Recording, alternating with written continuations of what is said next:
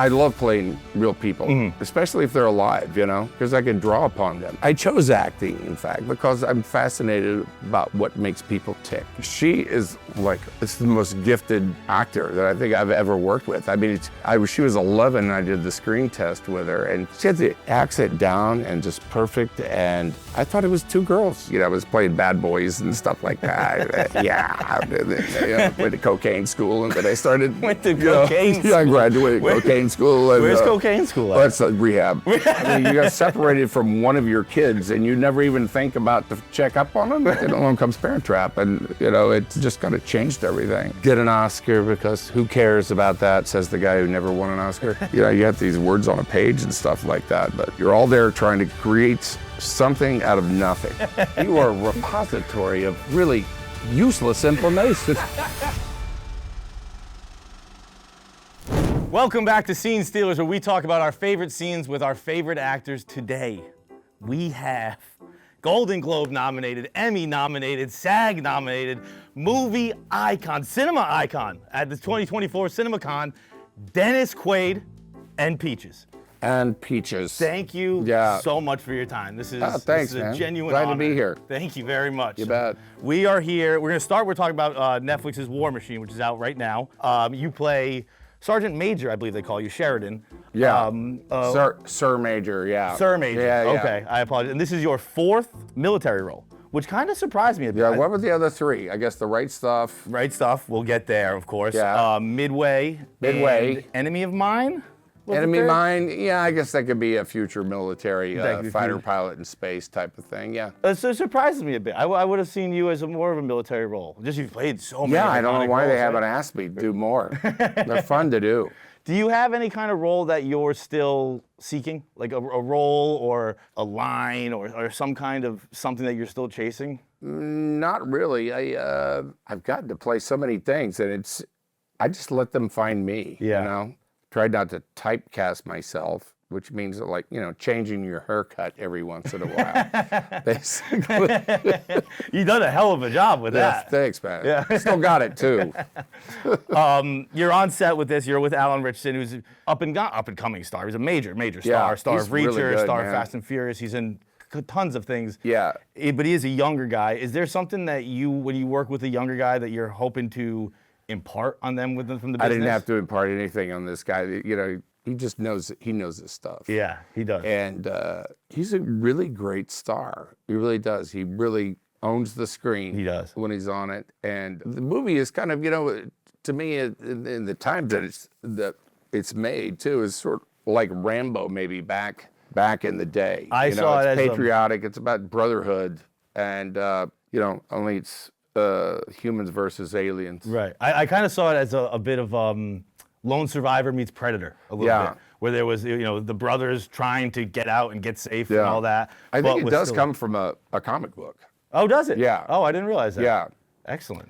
Another movie you mentioned, The Right Stuff. Yeah. Can we talk about The Right Stuff a little bit? Let's talk about The Right Stuff. Let's see this scene right here. I never get tired of talking about it. Dennis Quaid, Gordon Cooper. They're still out there somewhere, doing what they always do, going up each day in a hurtling piece of machinery, putting their hides out on a line, hanging it out over the edge, pushing back the outside of that envelope, then hauling it back in. But there was one pilot I once saw who I think truly did have the right. How close did you ever come to not being able to call it passing? It doesn't exist anymore. What was that? Who was the best pilot I ever saw? Well, you're looking at him. Come on. Yeah, come on. Come on, dude, right? Pam Reed was so good in that. That's an insane she's fantastic. Scene. That's so great. That was a scene they kept he kept reminding me it was coming up too. Did they? Yeah. They knew, like, this is a big scene, yeah. Yeah. And how many times did they let you know it was coming? Oh, every day. Every day? Yeah. When you that look was back, that was like a boyhood dream of me. I grew up in Houston, which was like Space City. You know? Right. In fact, Gordo Cooper was my favorite astronaut. Because I love that name, Gordo, you know, and he was also the youngest of the astronauts, so it was like it was like rock and roll or whatever. And then I get to park, and then, Chuck Yeager's on the set every day, and I got my pilot's license on that movie. And You were scared to fly beforehand, right? yeah, he was. Yeah, and Yeah. then that got rid of all the fear. What was it that did that? It's like I'm still nervous when somebody else is driving. You know what I mean? If I got it in my hand, it's no problem, Welcome to Miracle Airlines. If it's a good flight, it's a miracle. Now, Gordo Cooper was your favorite astronaut growing up, which is a crazy thing. Yeah. Which to even hear that like someone had a favorite astronaut, that's not something that I think happens. Well, much when these days, right? I was in first grade when Alan Shepard went up and when the space program started, and they wheeled the TV into the room. We watched every launch. It was like the whole nation did. No kidding. It was like that immediately replaced wanting to be a fireman or a cowboy or something, and that was it. That's very cool. Yeah, it was huge. It's probably something that doesn't happen much anymore. It was trending. Yeah, Let's say that. back in the early 60s. People don't have favorite astronauts anymore. No, they don't. No. They can't even name one. Johnny Kim. Johnny Kim. Johnny Kim. Johnny Kim did 244 days in space. Wow. Came back, became SEAL Team 3, and then once on SEAL Team 3 became a Harvard doctor. Wow. Johnny Kim, baby. Wow. You are a repository of really useless information.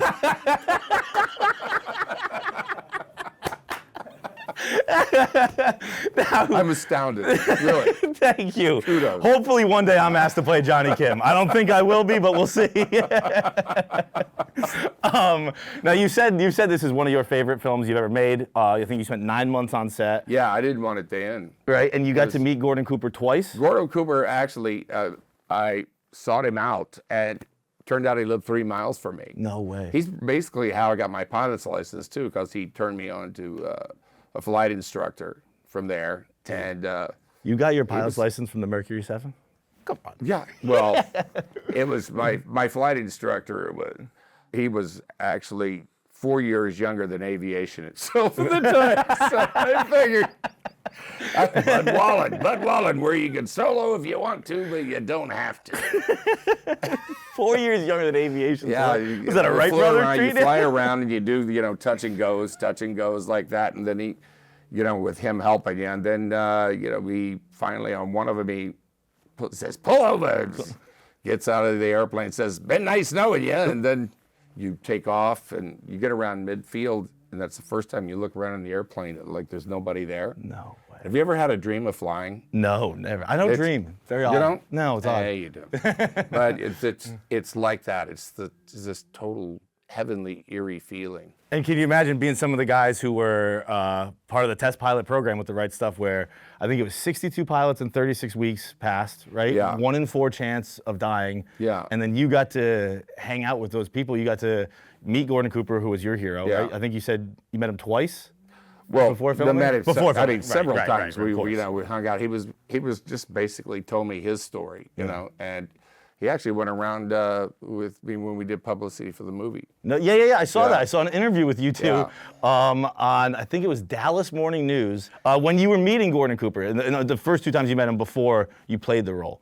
Were you trying to pick up things to act on screen? Are you trying to pick up a general vibe? I mean, I love playing real people, especially if they're alive. It's because I can draw upon them, and I want to tell their from their point of view. If somebody was playing me, I'd want them to, at least get my side of the story. Yeah. Whether it was true or not. Right. So that's that going on, and But are you he looking was for- fantastic. He was really forthcoming. Same way with like Jimmy Morris, he was on the set every day. Yeah. On the We're Rookie definitely going and- to talk about the Rookie for Yeah. sure. So when you meet Gordon Cooper, are you focusing more on mannerisms or on just general vibe to pick up? I kind of work outside in. Outside in. It's like somebody walks a certain way, and I noticed that when I first met him that he had a march to him. He walked like a march, and he was a Marine before he was an Air Force guy, and just little things that his mannerisms, preciseness, and from that our body language is on the outside always says something about us, who we are, that goes like way back, what we lead with, you know? I chose acting, in fact, because I'm fascinated about what makes people tick. And putting yourself in somebody else's shoes, literally, and going through doors that say authorized personnel only. It's pretty good. It's great work if you can get it. And what a gift to get to put yourself in the shoes of American heroes. Right? Yeah. Right? That's very, very cool. Yeah. Also, we get to put ourselves in the shoes of perhaps America's dad, Nick Parker. Oh, Nick Parker. I love The Parent Trap. I mean, I haven't seen or heard from you in, what, 10, 11 years. All of a sudden, on the very day Dad, I can explain why she's here. Allie, you know who this is? Actually, yes. And actually, I'm not Hallie. Actually, I am. Both of them? Now, can you help us understand the blocking of this scene? How does that work with Lindsay's? They had a computer line, that Lindsay could operate as one person like this, and then they would just then we do the scene over again, And there wouldn't be a stand-in? then she'd be the other one. And so it lined up perfectly, so that the background, so they imposed one over the other. Okay, and it was it was measured, by a computer so that everything lined up perfectly. No way, computer measurements, really? Yeah. And did she have a stand-in? Yeah, she had a stand-in as well, for the scene shots from the back. Yeah. But she is it's the most gifted child actor or actor that I think I've ever worked with. I mean, she was 11 and I did the screen test with her, and before I thought there was two people myself. No way. Yeah, because she just went right into this English accent. She'd never been there or anything, and she's a girl from New Jersey or whatever. She had the accent down and just perfect, and I thought it was two girls. I mean, even though I knew, I still just took it for granted. She was amazing. She was. I hadn't really seen was this movie amazing. in probably 15 years. I watched it again this week. Yeah. I was blown away Yeah. by her. She's playing two. She's not just doing an accent. She's playing two completely different people, two different characters. Yeah. She's switching in and out of them. Yeah. It's incredible work. It's funny about that movie because like I said, it gave me a whole other career. I was playing bad boys and stuff like that. Until I got in my 90s, and then, went to cocaine school, and then I started, then I had kids of my own, and then Went to cocaine school. Yeah, I graduated cocaine school. And, Where's cocaine school at? That's rehab. You know what I mean? And then along comes Parent Trap, and it just kind of changed everything. And Well, you've said about a couple of things that this gave you a second role. yeah, but if you think about the premise for this story, it comes from a German fairy tale. This story, Oh, really? Two kids twins separated at birth, but here you have the mom and the dad. They meet on a ship, Queen Mary, right? They hook up, basically. They decide we're going to get married. I guess they get pregnant on the night that they decide to get married. And then by, I don't know what they did, but, 9 months later, they break up right after she has birth, and separate the kids and never tell them that they have a sibling. Yeah. Or about their mother. Right? Right. So what is that? It's an That would interesting. be like abuse these days, right? Would it not? Well, I would say Nick's got strengths, right? Nick is a great provider. He's sending his daughter Hallie to international boarding camp. He's got a great life in Northern California on the winery. Do you think he has any weaknesses as a father? Other than ignorance. Well, kind of. Well, both of them, why they thought, that was okay. That's that must have been some breakup for them to never, ever even contact each other. Yeah. Look, I've had a couple you know, breakups in my day, none that bad. Yeah, None I mean, you got separated from one of your kids, and you never even think about to check up on them? Or what the heck? Well, that's what I'm saying. In fact, the scene that you show is the scene that gets on the other side of that. 100%. And You know what I mean? it's a difficult role for both you and Natasha, because you have to play, you're charismatic enough that the audience loves you, but you're also a believable doofus that you could maybe not Fall notice. in a pool. Not even fall in the pool. Actually, you know what? Speaking of falling in the pool, are they re-wetting you between takes? They didn't have to. They didn't have to. You say Yeah, they really didn't have to. I was just pretty wet. We were right into that. Yeah. And then my last question here about this one. Nancy Meyers directed. Yes. This is, I believe, her second film. She did Father of the Bride a little earlier. Yeah. Was she an automatic yes at this point, or was this like, were you like? Yeah. Yeah. I mean, going from way back, she and her husband both. I mean, they were incredible writers, comedy writers, and we did like 42 takes of some, No way. many times, and we'd do like 42 takes, and then she would decide she wanted to light the flower arrangement behind you. Really? So we'd do it some more. But she was in pursuit of perfection. That was, I gotta say, I loved working with her. And she really brought out the tone and the spirit of that film, that she wanted to get perfect. And, it pretty much is. I think it pretty much is. Yeah. It really, really is. You brought one more scene from The Parent Trap with us that we're gonna look at here. This is you and Natasha Richardson. What's this one? Where dreams have no end. 1983. That one actually took me years to track down. Why was it from? It's the wine that we drank at our wedding. I now have every bottle ever made. You do? I do. My heart breaks every time. Natasha, she was just like an incredible person and amazing. If there's anybody I'd ever want to work with again, it'd be her. Really? She was just, she was a great person besides being an amazing actor to work with. I know she really was, and the way she went was, wow. Very, very tragic and sad. Yeah, just a little accident on the ski slope, You've credited her with really making the movie work as a whole. You said It really did. What is it specifically you thought that she kind of brought? She has a charm to her, and like I said, just her relationship with her own kids, which she brought also to this, and there's just something magical about her that you just forget about all this other stuff I was talking about, and she's just present to you when you're working with her. Yeah, you share the same magic, because I know people say this a lot. The movie doesn't work without the two of you. The movie, obviously Lindsay Lohan's doing incredible work, but it needs you two, and the charisma and the chemistry that you two have on screen is really something that sticks with the viewer. Yeah, it's really great stuff. It's really miss her, and but there's kids. There's a whole generation, and continues to be more generations actually of kids that were 8 years old at the time, a couple of years later, who saw the movie 42 times, on VHS.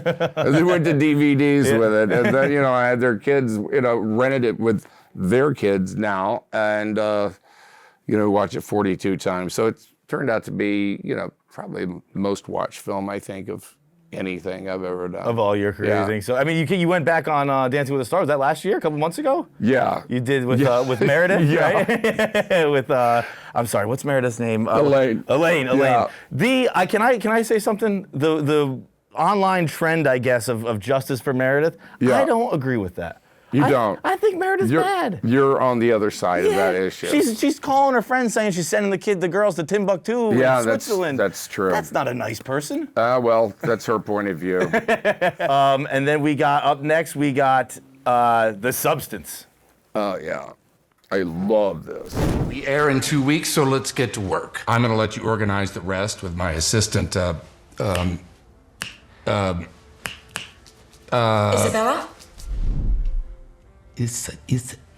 Who has time to say that?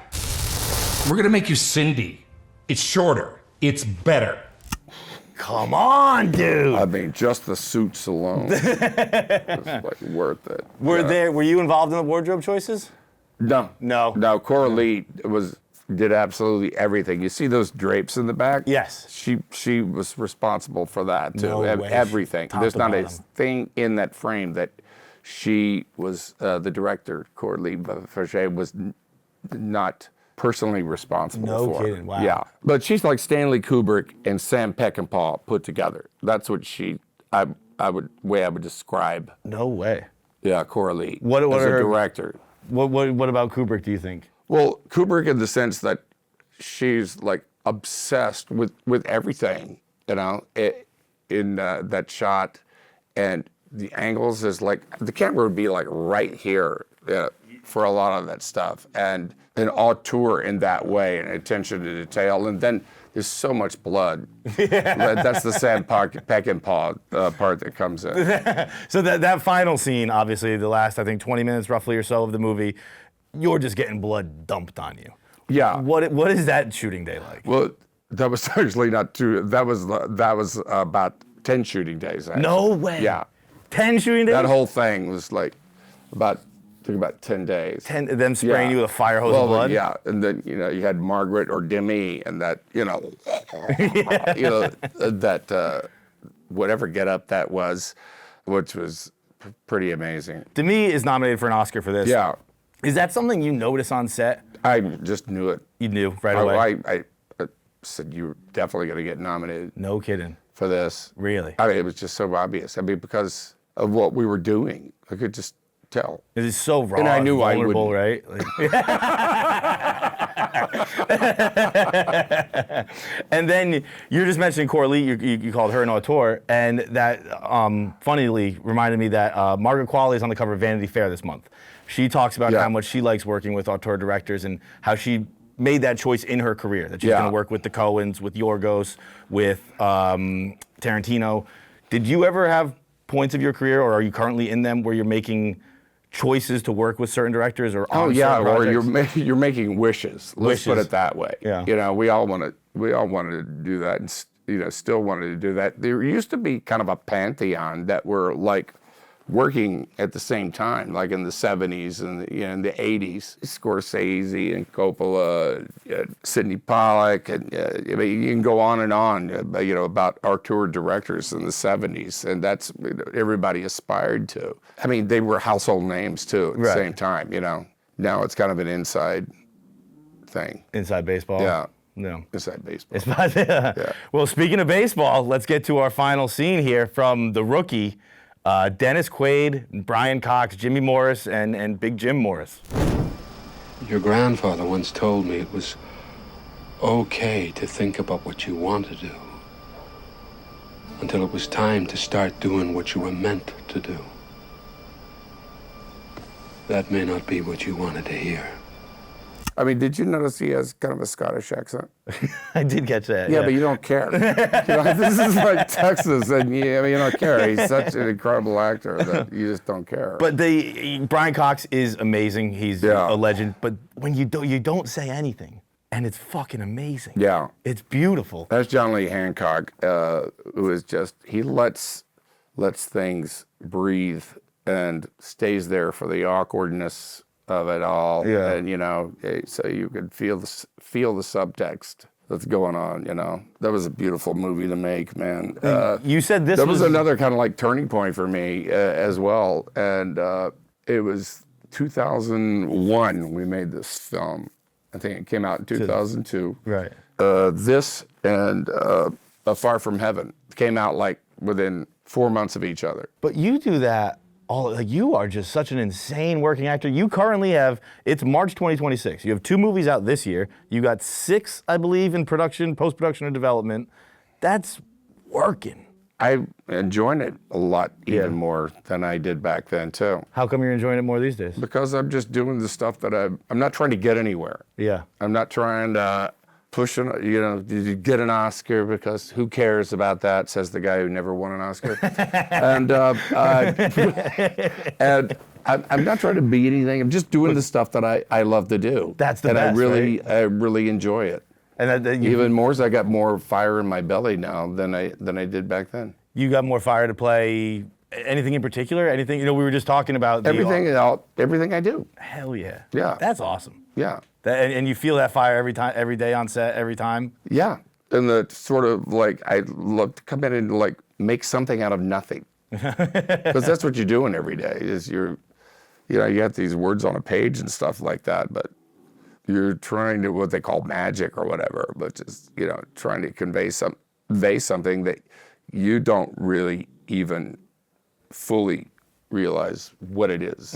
You're all there trying to create something out of nothing. It's a cool moment, yeah. isn't it? Right? Yeah, at the end of the day, maybe you got a piece of it. And Jimmy Morris is, obviously he was a high school science teacher, became a professional athlete. Did you play baseball growing up? Yeah, I played Little League. Okay, you got great form. I was a pitcher, but I hadn't been on a mound since Little League. Really? And see, I would have guessed you were I like had high 6 school. months to prepare for it. So Jim Mont, the former Dodger catcher, came over to my house and every other day and would pitch, And then once a week, I got to go down to an empty Dodger stadium and pitch on the mound. No kidding. Yeah, it's like fantasy camp. What a thing, being an actor, Is that one of the coolest filming locations you've had? It wasn't a location. It was just like, training for it. Oh, you were you're filming? standing on the mound at an empty stadium, just yourself and him, we're Koufax, Drysdale, all those guys, Valenzuela, and everybody pitched. And that's what I mean, going on all those doors that say authorized personnel. Yeah. And Jimmy Morris was on the set every day. Great guy. We're still really great friends. He came to my mother's funeral. No way. In fact, a few years ago, and we've always been there for one another. That's such a great part of all this is getting to know new people and really great people and getting to meet them. Yeah. That's very cool. Well, thank you very much for your time, hey, Mr. thank Dennis you. Quaid. I really enjoyed it. It has been an absolute honor. I really did. Great to meet you. Great to meet Peaches. This has been absolutely tremendous. War Machine, go see it on Netflix. Dennis Quaid, Alan Richardson, Elias, S.I. Morales, unbelievable movie. Go see it.